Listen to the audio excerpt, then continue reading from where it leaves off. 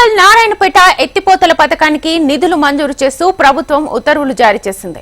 2945 కోట్ల నిధులు మంజూరు చేస్తూ జీవో జారీ చేసింది తెలంగాణ సర్కార్. 1,00,000 ఎకరాలకు సాగునీరు అందించడమే లక్ష్యంగా లిఫ్ట్ ఇరిగేషన్ ప్రాజెక్టులకు నిధులు మంజూరు చేసింది ప్రభుత్వం. దీంతో కొడంగల్, మక్తల్, నారాయణపేట నియోజకవర్గాల పరిధిలోని రైతులకు సాగునీటి ఇబ్బందులు తప్పనున్నాయి.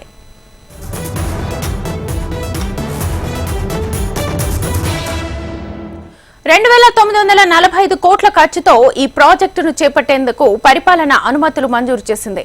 ఈ మేరకు నీటిపారుదల శాఖ కార్యదర్శి రాహుల్ బొజా ఉత్తర్వులు జారీ చేశారు.